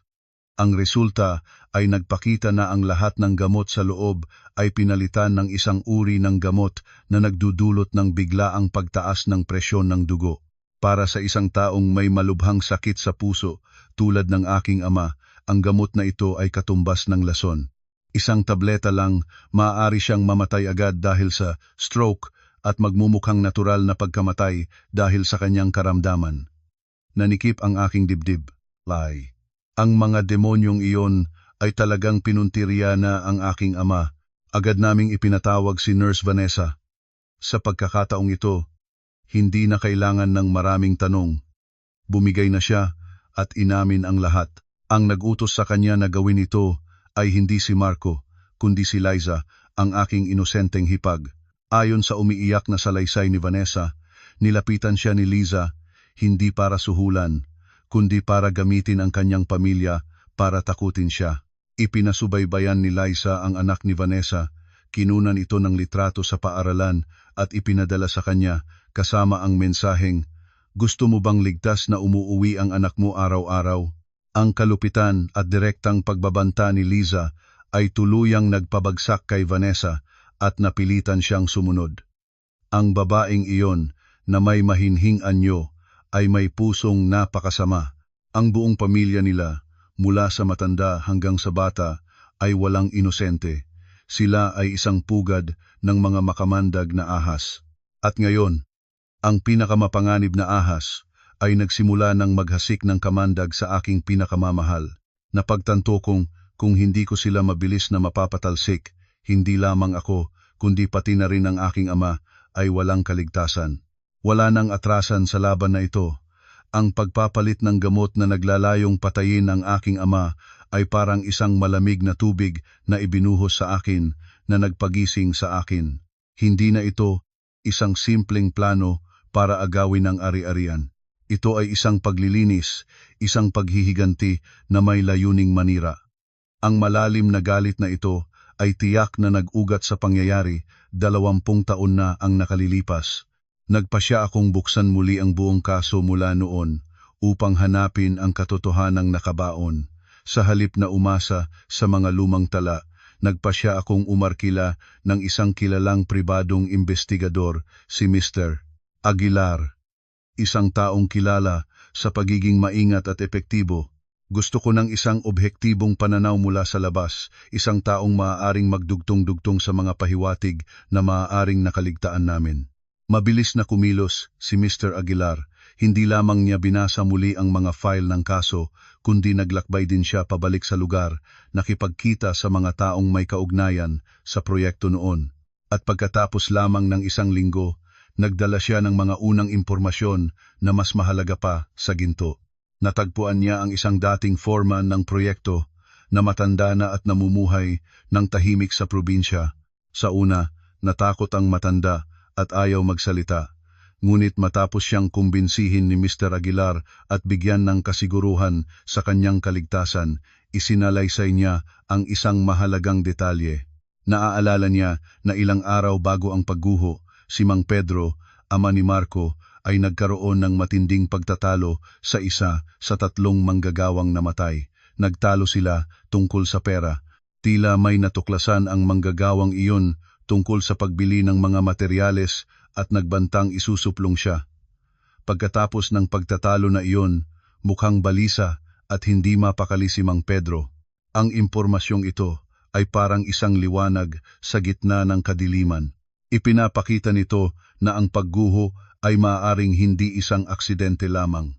Kasabay nito, nakakuha rin ng isang mahalagang impormasyon ang team ni Kuya Ben. Natuklasan nila na sa aking kumpanya, may isang empleyado sa planning department na nagngangalang Dayan. Ang kapansin-pansin ay si Dayan, na ito ay anak ng isa pang biktima sa aksidente noon. 3 taon na siyang nagtatrabaho sa kumpanya, laging nagpapakita bilang isang masipag at tahimik na empleyado. Ang pagkakataong ito ay napakalaki para baliwalain. Nagpasya akong personal na kausapin ang babaeng ito. Ang pag-uusap ay isinagawa ng palihim sa isang tahimik na coffee shop. Si Dayan ay isang babaeng may maamong anyo, ngunit ang kanyang mga mata ay nagpapakita ng katatagan at malalim na kalungkutan. Miss Dayan, simula ko, alam kong ikaw ang anak ng isa sa mga biktima sa pagguho ng proyekto di sa buntong taon na ang nakalilipas. Labis kong ikinalulungkot ang pagkawala sa iyong pamilya. Nananatiling tahimik si Dayan. Ang kanyang mga kamay sa mesa ay bahagyang humihigpit. Inanyayahan kita dito ngayon dahil naniniwala akong ang aksidente noon ay hindi kasing simple ng nakasulat sa mga tala. At sa tingin ko, pareho tayo ng iniisip. Nang marinig ito, tumingin si Dayan sa akin. May bahid ng pagtataka, ngunit mayroon ding pagsisiyasat. Pagkatapos ng ilang sandali ng katahimikan, nagsalita siya. Ang kanyang boses ay paos. Ano po ang ibig ninyong sabihin, ma'am? Iniimbestigahan kong muli ang kaso at alam kong malaki ang kinalaman ng ama ng aking asawa, si Mang Pedro, dito. Gusto kong makamit ang katarungan para sa aking ama at para na rin sa iyong ama. Tila naantig si Dayan sa aking mga tapat na salita. Napabuntong hininga siya at pagkatapos, isang mas nakakakilabot na katotohanan ang nabunyag. Bago ko pa po makilala at mapangasawa ang CEO, naging kasintahan ko po si Marco. Natigilan ako. Ang relasyong ito ay hindi kailanman nabanggit sa akin. Nagpatuloy si Dayan, ang kanyang boses ay puno ng pait. Noon, isa lang akong bagong graduate na estudyante. Nilapitan niya ako, nagpakita ng kabaitan at pag-aalala. Minahal ko siya ng totoo. Hanggang sa huli, napagtanto kong mayroon siyang motibo sa paglapit sa akin. Gusto niyang malaman kung may alam ako tungkol sa nangyari sa aking ama noon, kung may balak akong maghiganti. Nang malaman niyang wala akong anumang hinala, at matapos niyang makita ang isang mas malaking target, na kayo po, walang pasubaling hiniwalayan niya ako. Ang kwento ni Dayan ay bumuo ng isang kumpletong larawan ng tunay na pagkatao ni Marco. Siya ay isang tusong tao, walang puso, handang gamitin ang damdamin ng iba para sa kanyang sariling kapakanan. Ang paglapit niya kay Dayan ay nagpapakita na ang pamilya nila ay laging nabubuhay sa takot dahil sa kanilang krimen noon. Ang pagtataksil at sakit ay nagbago kay Dayan mula sa isang inosenteng babae tungo sa isang malakas na babae. Tahimik siyang nanatili sa kumpanya, nagmamasid sa pamilya nila, naghihintay ng tamang pagkakataon, at ngayon, dumating na ang pagkakataong iyon. Tutulungan ko po kayo, sabi ni Diane. Ang kanyang mga mata ay nag-aalab sa galit. Mayroon po akong ilang bagay na maaaring makatulong sa inyo. Ang hindi inaasahang pakikipag-alyansa kay Diane ay nagbigay sa akin ng karagdagang lakas. Ngunit si Marco, matapos mahuli sa akto at makitang ligtas pa rin ako, ay nawalan na ng pasensya. Hindi na niya kayang maghintay na mamatay ako ng natural, lalo na't nabigo ang plano niyang paggamit ng lason sa ospital. Kailangan niya ng isang mas mabilis at tiyak na solusyon. Sa pamamagitan ng 24 na pagsubaybay, natuklasan ng team ni Kuya Ben na palihim siyang nakikipagkita sa ilang kilalang mga kriminal. Ang kanilang pag-uusap, bagamat ginanap sa isang liblib na lugar, ay hindi nakaligtas sa mga long-range tracking device. Inupahan sila ni Marco para mag-stage ng isang aksidente sa sasakyan. Ang plano ay harangin ang ambulansya na di umano'y maglilipat sa akin mula sa ospital na ito patungo sa isang mas advanced na treatment center sa ibang bansa. Pagkatapos ay lilikha sila ng isang malagim na banggaan kung saan walang sinuman ang makakaligtas. Wala na talaga siyang kaluluwa. Gigil na sabi ni Kuya Ben nang iulat niya sa akin ang plano. Hindi natin pwedeng hayaan na maisakatuparan niya ang planong ito. Hindi. Sagot ko. Ang aking mga mata ay nanlalamig. Hahayaan natin siyang gawin ito. Ngunit ayon sa ating script, isang bagong plano ang binuo. Magpapakalat kami ng maling impormasyon tungkol sa aking paglipat ng ospital. Isang tunay na ambulansya ang gagamitin. Ngunit sa loob, hindi ako ang naroon, kundi mga highly trained na security personnel na nagpanggap bilang mga medical staff. Ang sasakyan ay espesyal ding pinatibay para sa mga banggaan. Sa itinakdang araw at oras, umalis ang ambulansya sa ospital na may malakas na sirena. Sinundan nito ang rutang sinadya naming ipaalam kay Marco. Nasa Central Control Room ako kasama sina Kuya Ben at Tito Tony. Sinusubaybayan ang lahat ng kaganapan sa pamamagitan ng mga live camera mula sa iba't ibang anggulo. Nang marating ng sasakyan ang isang tahimik na kalsada sa labas ng lungsod, isang malaking truck ang biglang lumabas mula sa isang eskinita at hinarangan ang daan. Kasabay nito, 2 motorsiklo na may sakay na 4 na lalaking may masasamang anyo ang lumapit. May dala silang mga pamalo at itak. Pinagsisira ang pinto ng ambulansya habang sumisigaw na lumabas ang lahat sa loob. Mga tunay na salot. Bulong ni Tito Tony. Sa sandaling masira nila ang likurang pinto, biglang lumabas ang aming security team mula sa loob. Dahil sa biglaang pag-atake, hindi nakapalag ang mga kriminal. Sa loob lamang ng ilang minuto, lahat sila ay napasuko. Naabisuhan na rin namin ang mga pulis at agad silang dumating para dalhin ang mga ito sa istasyon. Sa himpilan ng pulisya, sa harap ng mga hindi maikakailang ebidensya, yumuko ang mga kriminal at umamin sa kanilang kasalanan. Inamin nila na ang nag-utos sa kanila ay walang iba kundi si Marco. Gayunpaman, nang ipatawag siya, naging napakakalmado ni Marco. Itinanggi niya ang lahat ng akusasyon, sinasabing siya ay sinisiraan lamang. Mga Ginoo, sabi niya na may mukha ng isang biktima, ang asawa ko ay nag-aagaw buhay. Bakit ko naman gagawin ang ganyang kasuklam-suklam na bagay? Malinaw na mayroong isang taong nagagalit sa aming pamilya, gustong manira sa akin, at idiin ako sa kasalanang hindi ko ginawa. Dahil walang direktang ebidensya ng transaksyon o tawag na nag-uutos, at batay lamang sa isang panig na testimonya ng mga kriminal, hindi pa maaaring arestuhin ng pulisya si Marco. Pinakawalan siya pagkatapos ng interogasyon. Pansamantalang natigil ang kaso, muling nakatakas si Marco. Ang kabiguang ito ay hindi nagpahina sa aking loob. Sa halip, lalo akong naudyok na gumawa ng isang mas matinding ganti. 2 beses nang nabigo si Marco sa pagtatangkang patayin ako. Tiyak na hindi siya titigil, ngunit pagkatapos ng nabigong aksidente sa sasakyan, magiging mas maingat na siya. Alam kong hindi ako maaaring manatili sa depensa magpakailanman. Panahon na para ako naman ang kumilos, para guluhin siya, para mawala ang kanyang pag-iingat. Ang planong sariling sikap ay nagsimulang mabuo sa aking isipan. Kuya Ben, sabi ko sa isang pulong kasama ang aking team, kailangan ko ng tulong mo. Gusto kong gumawa ng isang maliit na aksidente para kay Marco. Nagulat ang lahat sa aking mungkahi. Agad akong pinigilan ni Tito, Tony, Ana, labag iyan sa batas. Hindi natin pwedeng gawing masama ang ating mga sarili.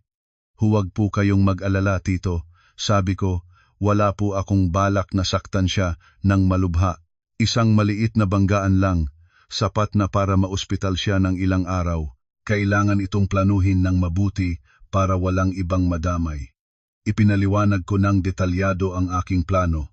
Ipapahina namin ng bahagya ang preno ng sasakyan ni Marco, sapat lang para mawalan ito ng bisa sa mababang bilis at sa isang napiling kalsada na tahimik at may mga ligtas na harang. Ang layunin ko ay hindi para parusahan siya, kundi para lumikha ng isang pagkakataon. Pagkatapos ng ilang araw ng pagsubaybay, napili ng team ni Kuya Ben ang perpektong oras at lugar. Isang hapon, habang nagmamaneho si Marco pauwi pagkatapos ng isang pulong kay Mr. Reyes, sa isang tahimik at palikong kalsada, biglang hindi kumagat ang preno ng kanyang sasakyan.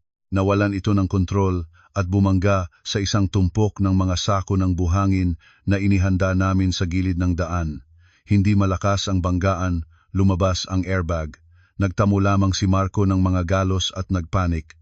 Agad na dumating ang isang ambulansya na tauhan din namin at dinala siya sa mismong ospital kung saan ako nagpapagaling. Nang matanggap ko ang balita, sinimulan ko ang aking pinakamalaking pag-arte. Inutusan ko si Tito Luis na ipaalam na nang marinig ko ang balita tungkol sa aksidente ng aking asawa, labis akong na-shock. Ngunit sa isang himala, ang pagkabigla na iyon ang nagpagising sa akin mula sa maraming araw na pagkakakoma. Pinalitan ko ang aking damit ng damit pasyente, pinanatiling maputla at pagod ang aking anyo. Pagkatapos, mahina akong umalalay sa isang nurse, dahan-dahang naglakad patungo sa silid ni Marco. Ang nakita ni Marco ay isang asawang may magulong buhok, walang buhay na mukha at mga matang puno ng luha. Nakahiga siya sa kama na may benda sa isang binti. Ang kanyang mukha ay hindi pa rin makapaniwala sa nangyari. Nang makita niya ako, natigilan siya. Ana, gising ka na?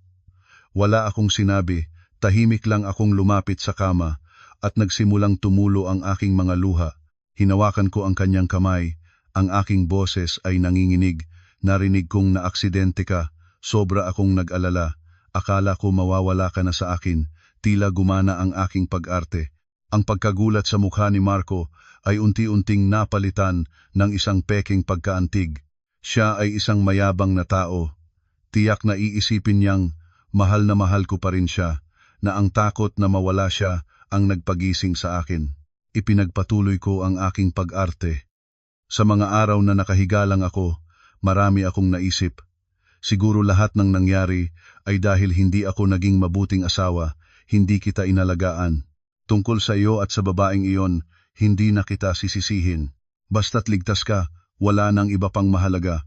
Pwede ba tayong magsimula ulit? Isubsob ko ang aking ulo sa kanyang kamay, ang aking mga balikat ay nanginginig sa pag-iyak. Lubos na nakumbinsi si Marco. Hinaplos niya ang aking buhok. Ang kanyang boses ay malambing sa isang peking paraan. Tahan na, ayos lang ako, mabuti na't gising ka na. Kalimutan na natin ang lahat, hindi na natin pag-uusapan pa. Tuluyan na siyang nahulog sa aking patibong.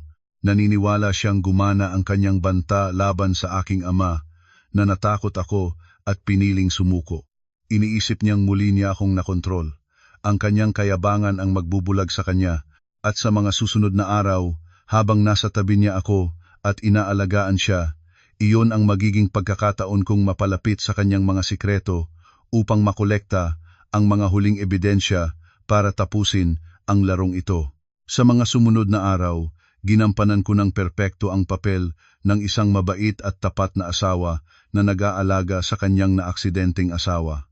Araw-araw, personal akong nagluluto ng lugaw, dinadala sa ospital para kay Marco, sinusubuan siya at kinakamusta. Ang pamilya nila Nang makitang bumalik ako sa pagiging masunurin ay natuwa rin. Madalas silang bumisita at pinupuri ako bilang isang mapagpatawad na asawa. Hindi nila alam na ang bawat kilos ng pag-aalaga, bawat matamis na salita ko ay may nakatagong layunin. Si Marco, matapos kong alagaan, ay tuluyan nang nawalan ng pag-iingat. Inakala niyang kontrolado na niya ang sitwasyon. Nagsimula siyang magtrabaho mula sa kanyang kama sa ospital. Ang kanyang laptop at telepono ay laging nasa tabi niya. Ito na ang gintong pagkakataon na hinihintay ko.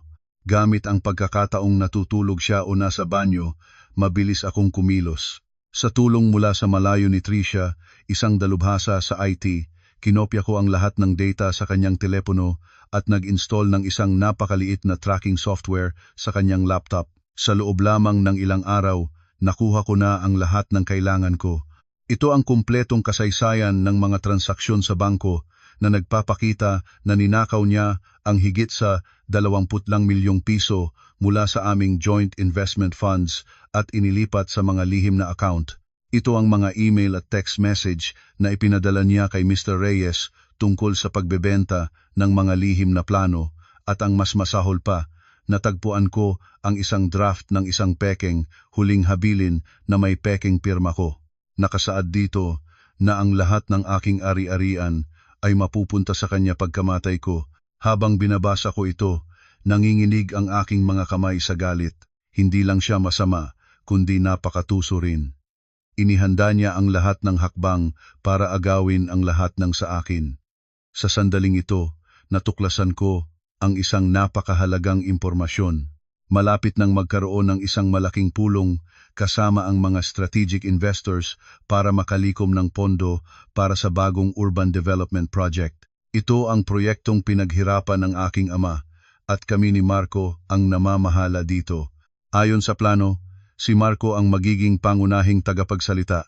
Isang matapang ngunit perpektong ideya ang sumagi sa aking isipan. Ito ang magiging entablado para sa huling pagbagsak. Nagsimula akong maghanda. Inutusan ko ang planning department na gumawa ng 2 financial report para sa proyekto.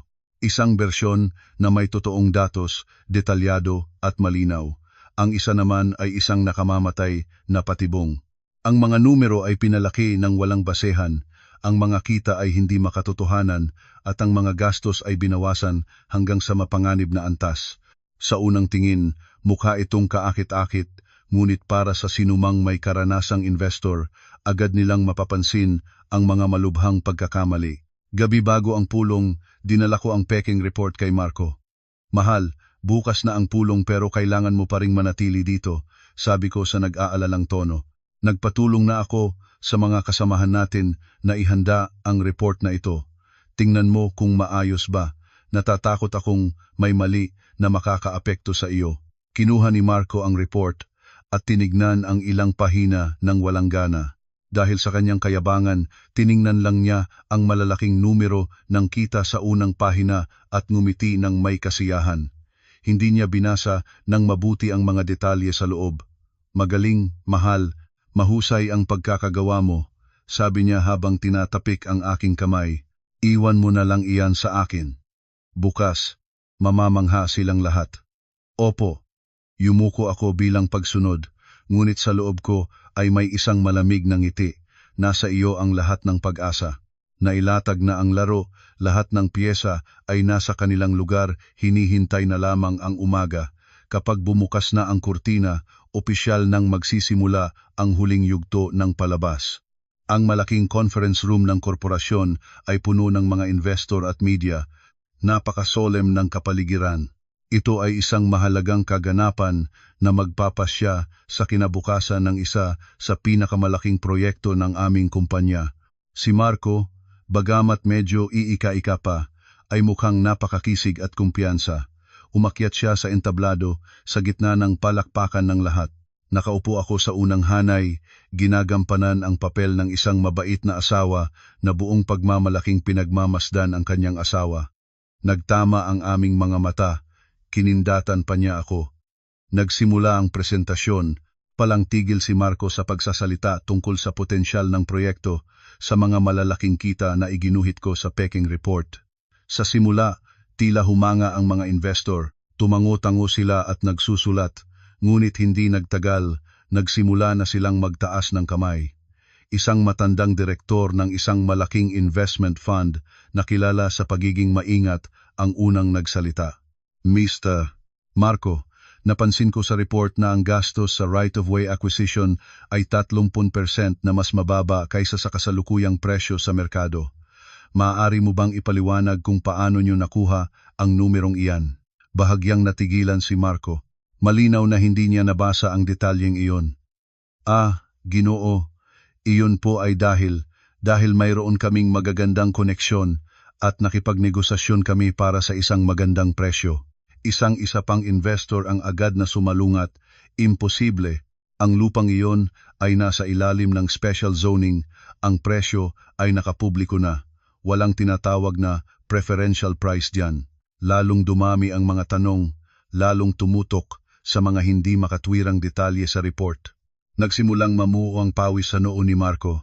Ang kanyang kumpiyansa ay naglaho, napalitan ng pagkalito at pagkataranta. Paulit-ulit siyang tumitingin sa akin para humingi ng tulong, ngunit ang tanging isinagot ko ay isang kalmadong tingin. Nang tuluyan nang nasukol si Marco, hindi na makasagot sa anumang tanong at nakatayo na lamang sa entablado na parang isang payaso. Alam kong dumating na ang aking sandali. Dahan-dahan akong tumayo at umakyat sa entablado.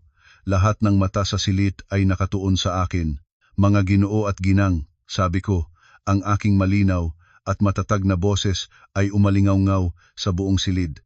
Una sa lahat, nais kong humingi ng paumanhin sa ngalan ng kumpanya para sa kakulangan ng profesionalismo. Marahil dahil sa aking asawa, si Mr. Marco Cruz, na hindi pa lubos na nakakabawi mula sa kanyang aksidente, ay nagkaroon ng kaunting pagkalito sa mga datos. Sumenyas ako sa technical staff. Ngunit sa araw na ito, sa tingin ko ay may mga katotohanan na mas mahalaga pa kaysa sa mga numero sa proyektong ito na dapat ninyong malaman. Ang malaking screen sa likod ko ay biglang namatay at muling umilaw. Ngunit hindi na ito isang graph ng proyekto, kundi ang video mula sa hidden camera noong bisperas ng bagong taon na naglalaman ng buong pag-uusap ng pamilya ni Marco tungkol sa plano nilang lasunin ako. Sandaling natahimik ang buong silid, pagkatapos ay napuno ng mga bulungan ng pagkabigla. Namutla ang mukha ni Marco na parang papel. Ngunit hindi ako tumigil doon. Nagpatuloy ang screen, sunod-sunod na lumabas ang mga ebidensya. Mga bank statement na nagpapakita ng mahigit 20 milyong piso na ninakaw, mga email ni Marco kay Mr. Reyes na nagbebenta ng mga sikreto ng kumpanya, mga litrato niya at ni Linda sa hotel, at sa huli, ang peking huling habilin na may pirma ko.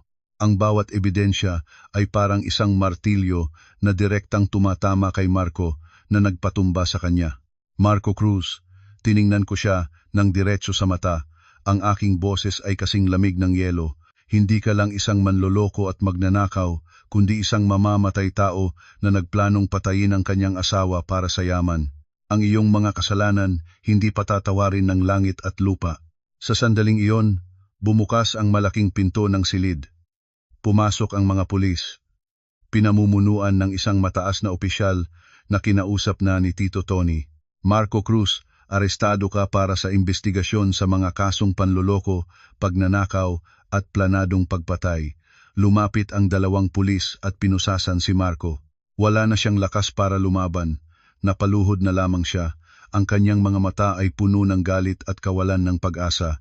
Nang dalhin siya palayo, dumaan siya sa harap ko at nagsalita ng may pagbabanta, "Ikaw, pagsisisihan mo ito." Tahimik ko lang siyang pinanood habang unti-unti siyang nawawala sa aking paningin. Tapos na ang palabas. Ang kontrabida ay nahuli sa mismong lugar na inakala niyang tugatog ng kanyang tagumpay. Isang kakaibang gaan ng loob ang naramdaman ko. Sa wakas, nakamit na ang hustisya. Ang pakiramdam ng ginhawa matapos maaresto si Marco ay hindi nagtagal ng isang bagong pangamba ang sumagi sa aking isipan. Ang kanyang mga salitang puno ng galit habang dinadala siya palayo ay patuloy na umuulit sa aking isipan. Pagsisisihan mo ito. Alam kong hindi basta-basta susuko ang pamilya nila. Nahuli na ang panganay na anak, ngunit ang matandang makamandag na ahas at ang pinakamabangis na batang ahas ay nasa labas pa. Habang paunti-unti nang umaalis ang mga tao sa conference room, sunod-sunod na tumunog ang aking telepono. Nang makita ko ang numero ni Tito Luis, kinutuban ako na may masamang nangyari. "Hello, Tito Luis? Ana, pumunta ka agad sa ospital. Ang papa mo, may nangyari sa papa mo." Ang boses ni Tito Luis sa kabilang linya ay puno ng takot at pautal-utal. Tila tumigil ang pagtibok ng aking puso. Tumakbo ako palabas ng conference room, hindi na nakapagpaalam sa sinuman at nagmamadaling nagmaneho papunta sa ospital. Sa buong biyahe, iisa lang ang nasa isip ko, ang aking ama. Pagdating ko, nakita ko si Tito Luis at ang iba pang mga doktor at nurse na abala sa emergency room. Tanging sa labas lang ako makakatingin sa salamin, nakikita ang aking ama na nakahiga ng walang galaw, ang mga makina sa paligid ay patuloy na tumutunog. "Ano po ang nangyari, Tito?" Hinawakan ko ang manggas ni Tito Luis nang lumabas siya. "May gumawa ng masama," sabi ni Tito Luis. Ang kanyang mukha ay maputla sa galit at pag-aalala. "Habang ang lahat ay nakatuon sa iyong press conference, may isang taong nagpanggap na nurse at pumasok sa silid ng iyong ama. Nag-iniksyon siya ng isang napakalakas na lason na maaaring magdulot ng pagtigil ng puso diretso sa kanyang suwero. Nanghina ang aking mga tuhod, kinailangan kong sumandal sa pader para makatayo. Mga hayop, wala na talaga silang konsensya. Sino po ang may gawa? Nakuha na ng security ang CCTV. Napakagaling ng gumawa. Laging pumipili ng mga tagong anggulo at nakatakip ng sombrero ang mukha. Ngunit may isang sandali, habang dumadaan sa isang pasilyo, lumingon siya. Kahit isang gilid lang ng mukha, sigurado akong si Liza iyon, si Liza. Ang hipag kong laging nagpapakita ng kabaitan at kahinaan. Siya ang nagbanta kay Nurse Vanessa at ngayon, siya mismo ang gumawa ng karumal-dumal na ito sa aking ama. Nang masukol ang kanyang kapatid at ama, lumabas ang tunay na nakakatakot na mukha ng mga babae sa pamilya nila. Sila ay parang mga sugatang mababangis na hayop, handang manakmal ng walang awa. Inilipat ang aking ama sa intensive care unit. Ang kanyang kalagayan ay napakakritikal. Sinabi ng doktor na napakaliit ng tsansa niyang makaligtas. Napaupo ako sa labas ng pasilyo, puno ng kawalan ng pag-asa at pagkadismaya. Nanalo ako sa isang laban, ngunit tila natatalo sa buong digmaan. Minaliit ko ang kanilang kalupitan at kabaliwan. Buong gabi akong nagbantay sa ospital, hindi makatulog kahit isang segundo. Bawat tunog ng makina mula sa silid ng aking ama ay parang isang martilyo na pumupukpok sa aking sistema. Habang nalulunod ako sa pagsisisi at sakit, muling tumunog ang aking telepono. Isang hindi kilalang numero. Nag-alinlangan ako sandali, ngunit sinagot ko pa rin. "Hello, si Ate Ana po ba ito? Tulungan niyo po ako." "Si Dayan po ito." Ang boses ni Dayan sa kabilang linya ay puno ng takot at pag-aalala. May natagpuan po akong napakahalagang bagay, ebidensya laban kay Mang Pedro. Pero natuklasan po nila ako, hinahabol po nila ako, tulungan niyo po ako." "Dayan, nasaan ka?" Agad akong tumayo. Nasa lumang bodega po ako, malapit sa Port of Manila. Pumunta po kayo mag-isa. Huwag po kayong tatawag ng pulis, kung hindi, papatayin po nila ako." Sabi ni Dayan sa gitna ng paghigbi, pagkatapos ay biglang naputol ang tawag. Nagulo ang aking isipan. Sa isang banda, alam kong maaaring ito ay isang patibong. Pagkatapos ng nangyari sa aking ama, hindi na ako maaaring magtiwala sa kahit ano. Ngunit sa kabilang banda, napakatotoo ng boses ni Dayan at kung talagang napahamak siya dahil sa pagtulong sa akin, hindi ko siya maaaring pabayaan. Nag-isip ako ng malalim.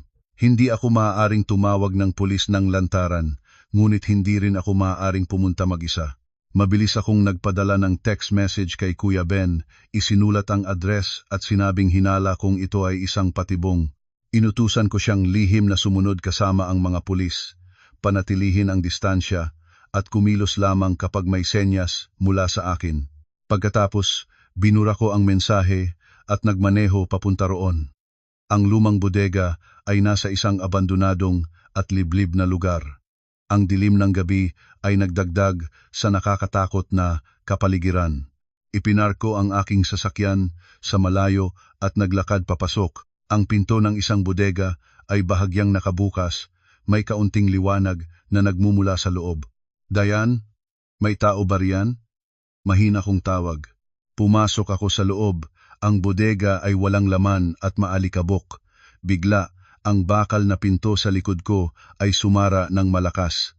Dalawang anino ang lumabas mula sa dilim, isang matanda at isang bata sina Mang Pedro at Liza. Kamusta? Dati kong manugang. Ang tapang mo talaga, ngumisi si Mang Pedro, isang ngiti na nakakakilabot. Sa likod niya, si Dayan ay nakagapos at may takip sa bibig. Ang kanyang mga luha ay umaagos. Kayo, umatras ako, maingat na tumingin sa paligid. Anong kailangan nyo? Anong kailangan namin? Lumapit si Liza. Ang kanyang magandang mukha ngayon ay puno ng kabangisan. Gusto kong mamatay ka. Sinira mo ang buhay ng kapatid ko. At ngayon, gusto mo pang sirain ang buong pamilya namin. Sino ka, sa akala mo? Bigla, sumugod si Mang Pedro mula sa likuran, ginamit ang isang panyo na may pampatulog at itinakip sa aking ilong at bibig. Sinubukan kong pumalag ngunit wala akong nagawa. Ang matapang na amoy ay direktang pumasok sa aking utak. Unti-unti akong nawalan ng malay. Pagkagising ko, nakita kong nakatali ako nang mahigpit sa isang lumang silya. Ang aking ulo ay umiikot pa. Sa harap ko, si Mang Pedro ay nakaupo sa isa pang silya, hawak ang isang tumpok ng mga papel. Gising ka na pala, mabuti, sabi niya. Pirmahan mo ito. Inihagis niya ang mga papel sa aking kandungan. Ito ay isang kontrata ng paglipat ng lahat ng aking shares, real estate at ari-arian kay Liza. Asa ka, gigil kong sabi. May dalawa kang pagpipilian, malamig niyang sabi. Isa, pumirma ka at bibigyan kita ng isang mabilis na kamatayan. Dalawa, huwag kang pumirma at dahan-dahan kitang pahihirapan hanggang sa magmakaawa kang mamatay. Inilabas niya ang isang matalim na punyal at dahan-dahang idinampi sa aking pisngi. At siyempre, pumirma ka man o hindi, sa huli, mamamatay ka pa rin. Si Liza sa tabi ay tumawa ng malupit. Ate, pumirma ka na para hindi ka na masaktan. Kailangan pa naming bisitahin ang papa mo sa huling pagkakataon. Ang kawalan ng pag-asa ay nagsimulang gumapang sa aking isipan. Wala na silang babalikan at hindi rin nila ako hahayaang mabuhay. Nakaupo akong walang kibo sa silya. Nararamdaman ang malamig na talim ng punyal ni Mang Pedro na nakatutok sa aking leeg. Ang banta ni Liza tungkol sa pagbisita sa aking ama ay nagpahirap sa aking kalooban. Alam kong hindi sila nagbibiro. Sa sandaling iyon ng pagharap sa kamatayan, biglang naging napakalinaw ng aking isipan. Kailangan kong maghanap ng paraan para maantala ang mga pangyayari, para makapagpadala ng senyas sa labas. Bigla kong naalala ang regalo ni Tricia sa akin ilang araw na ang nakalipas matapos ang banta ni Marco. Ito ay isang silver na hair clip na may magandang ukit. Sinabi ni Tricia na hindi lang ito isang palamuti. Dahil sa kanyang kaalaman sa teknolohiya, lihim siyang nagkabit dito ng isang napakaliit na GPS tracker at isang emergency button. Ang pindutan ay nakakubli bilang isang maliit na disenyo sa clip. Kailangan lang itong pindutin ng 3 segundo at isang emergency signal kasama ang eksaktong lokasyon ay agad na ipapadala sa mga telepono nina Kuya Ben at Tricia. Lagi ko itong suot sa aking buhok mula noon bilang isang anting-anting. Ngayon na ang oras para gamitin ang anting-anting na iyon. Ngunit paano ko pipindutin ang pindutan kung ang aking mga kamay ay nakatali sa aking likuran? Nagsimula akong magpanggap na natataranta, nanginginig ang buo kong katawan. Huwag niyo akong patayin. Pipirma ako, pipirmahan ko lahat. Umiiyak kong sabi. Nagustuhan ni Mang Pedro at Liza ang aking pagsuko. Itinabi niya ang punyal. Mabuti kung marunong kang sumunod, pero paano ako pipirma kung nakatali ang mga kamay ko? Sabi ko sa gitna ng paghikbi. Sumenyas si Mang Pedro kay Liza, kalagan mo ang kanang kamay niya. Maingat na lumapit si Liza sa likuran ko at pinutol ang lubid sa aking kanang kamay. Nang makalaya ang aking kamay, Nagpatuloy pa rin akong magpanggap na nanginginig, hindi mahawakan ang panulat. Natatakot ako. Nahihilo ako. Isinandal ko ang aking ulo sa likod ng silya, nagkukunwaring wala ng lakas. Sa sandaling iyon, ginamit ko ang lahat ng aking lakas, maingat na idiniin ang hair clip sa aking ulo sa matigas na gilid ng silya. Sakto sa lokasyon ng emergency button. Pinanatili ko ang aking ulo sa posisyong iyon, tahimik na nagbibilang. 1, 2, 3.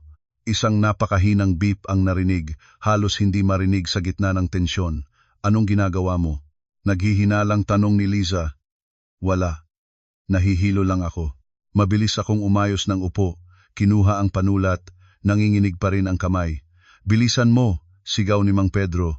Nawawalan na ako ng pasensya, sinasadya kong patagalin ang oras, pumipirma ng napakabagal at hindi maayos. Bawat segundong lumilipas ay isang segundo ng pag-asa. Hindi ko alam kung matagumpay bang na ipadala ang signal. Hindi ko alam kung darating ba sa tamang oras sina Kuya Ben at ang mga pulis. Sakto nang matapos kong pirmahan ang huling letra, hinablot ni Mang Pedro ang mga papel at tumawa ng nakakatakot. Tapos na ang trabaho. Ngayon, oras na para ipadala ka sa kabilang buhay. Itinaas niya ang punyal at si Liza naman ay may hawak na bakal na tubo na papalapit sa akin. Tila bumukas na ang pinto ng kamatayan sa aking harapan. Boom! Ang bakal na pinto ng bodega ay sinira ng isang napakalakas na puwersa at bumagsak. Ang liwanag mula sa mga sasakyan ng pulis ay tumama sa loob, nakakasilaw. Huwag kayong kikilos. Pulis ito. Si Kuya Ben kasama ang mga armadong pulis ay pumasok mula sa lahat ng direksyon. Natigilan sina Mang Pedro at Liza, hindi nakakilos. Hindi nila inaasahan na matutuntun sila. Sa isang iglap, pareho silang napahiga sa sahig at pinusasan. Mabilis na tumakbo si Kuya Ben para kalagan ako at si Dayan. Okay ka lang ba, ma'am? Mabuti na lang at nakarating kami sa tamang oras. Napabuntong hininga ako sa ginhawa, nang hina ang buo kong katawan. Tiningnan ko ang hair clip na nasa magulo kong buhok. Alam kong ito ang nagligtas sa aking buhay. Ang nakakapanabik na pagliligtas ay naging matagumpay. Ang lahat ng mga demonyo ay sa wakas nahuli na. Ang pagkakahuli kina Mang Pedro at Liza sa bodega ay lumikha ng isang malaking kaguluhan. Dahil sa mga kasong kidnapping, pangingikil, at planadong pagpatay, nagkaroon ng sapat na basehan ang mga pulis para magsagawa ng isang komprehensibong paghahalughog sa mansyon ng pamilya nila. Matapos kong kumalma, pumunta rin ako para makipagtulungan sa investigasyon. Gusto kong masaksihan mismo ang pagbagsak ng pugad ng mga demonyong ito, ang paglalantad ng lahat ng kanilang krimen sa liwanag. Ang bahay na dating tahanan ko sa loob ng peking kaligayahan sa loob ng ilang taon ay ngayon malamig at puno ng mga pulis. Bawat sulok ay hinalughog para sa ebidensya. Sa opisina ni Mang Pedro, natagpuan nila ang isang lihim na drawer na puno ng mga lumang dokumento. Ito ay mga peking kontrata sa pagbili ng mga materyales sa konstruksyon mula 20 taon na ang nakalilipas, mga talaan ng mga iligal na transaksyon. Itinago niya ang lahat ng ito bilang isang paalala sa kanyang tagumpay noon. Ngunit ang pinakakakilabot na natuklasan ay nasa isang lugar na hindi inaasahan, sa basement. Ang basement ng bahay ay ginagamit lamang para sa mga luma at inaamag na gamit at bihirang puntahan. Habang naghahalughog, napansin ng isang matalas na pulis ang isang bahagi ng sahig na semento sa isang sulok na iba ang kulay at texture. Mukha itong mas bago, na parabang kamakailan lang ibinuhos. Dahil sa hinala, ipinasira ng investigasyon team ang sementong iyon gamit ang isang malaking martilyo. Bawat hampas ay lumilikha ng isang mabigat at nakakabinging tunog. Nang mabasag ang semento, isang itim na lupa ang lumitaw. Nang maghukay sila ng mas malalim, mga kalahating metro, isang puting bagay ang lumitaw. May buto ng tao. Sigaw ng isang batang pulis, ang kanyang boses ay puno ng takot. Natahimik ang buong basement, lahat ay napigil ang hininga habang nakatingin sa hukay. Nang maalis ang huling bahagi ng lupa, isang halos buong kalansay ng tao ang lumitaw, nakabaluktot sa isang posisyon ng matinding sakit. Agad na tinawag ang forensic team.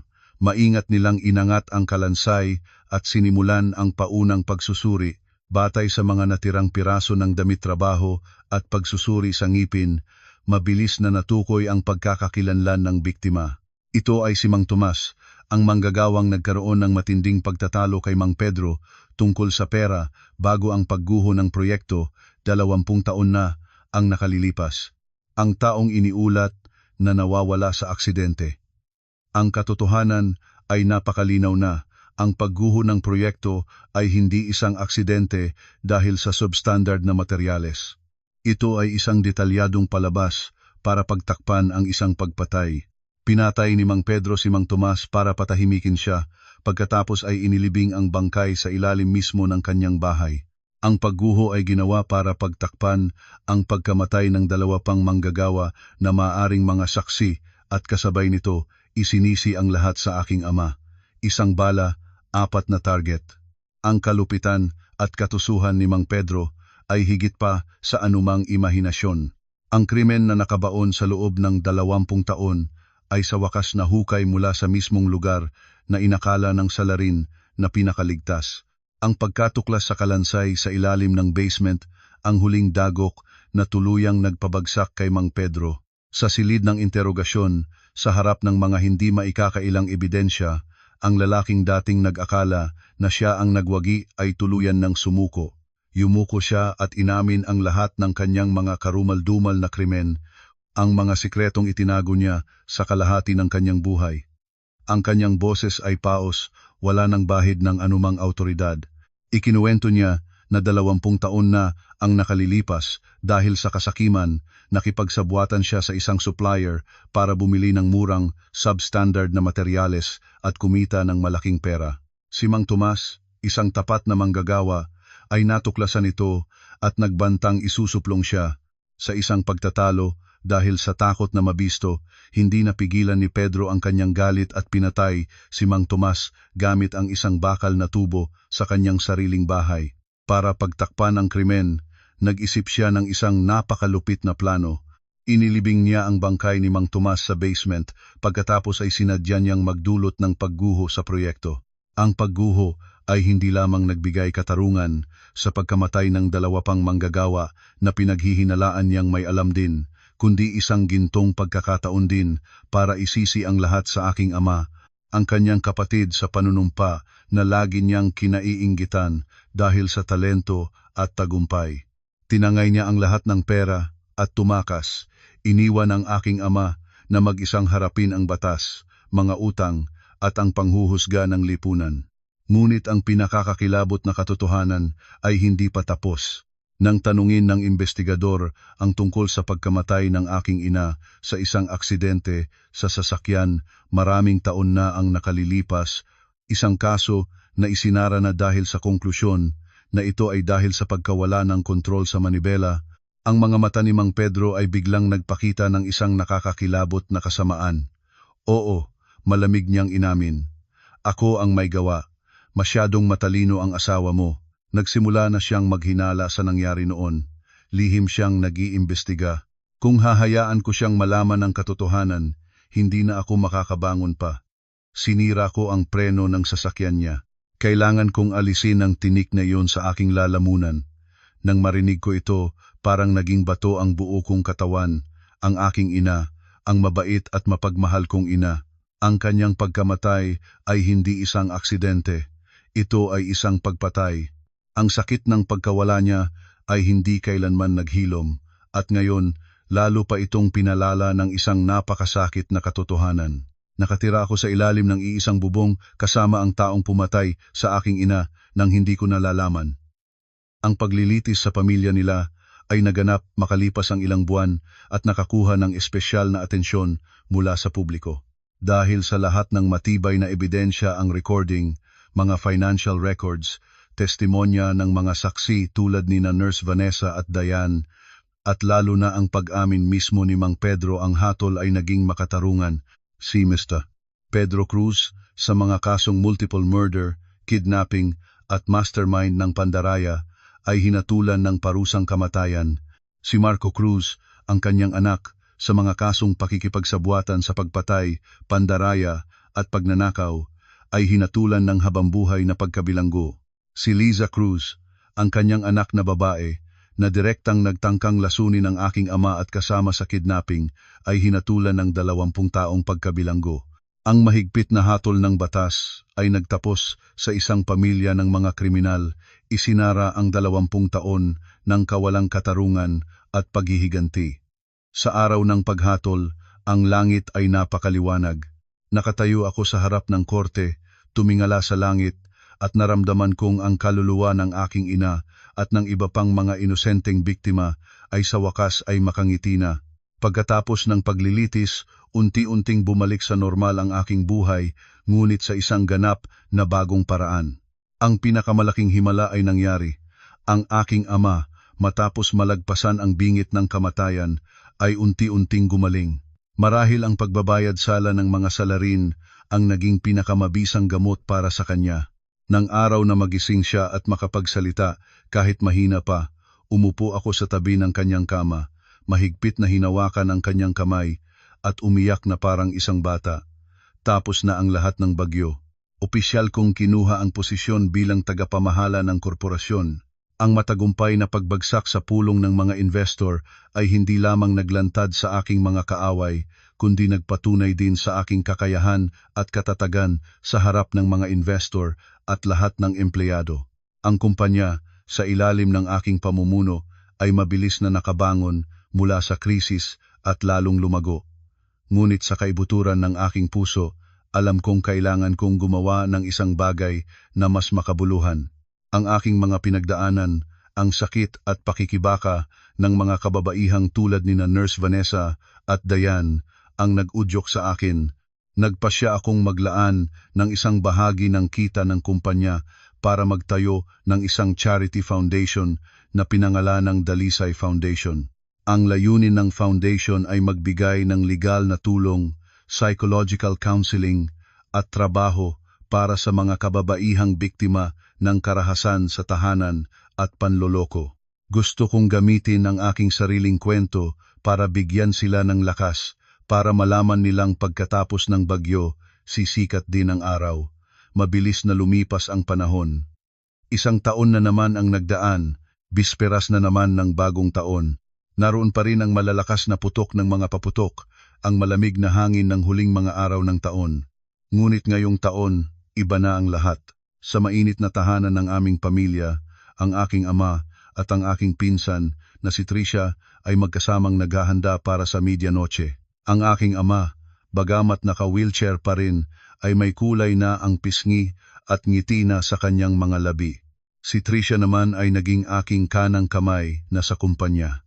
Magkasama kaming nagtaas ng aming mga baso, hindi para kalimutan ang nakaraan, kundi para salubungin ang isang bagong hinaharap. Habang pinagmamasdan ko ang mga mahal ko sa buhay sa aking tabi, napuno ang aking puso ng kapayapaan at pasasalamat. Ang 20 taon ng hidwaan ay opisyal nang natapos.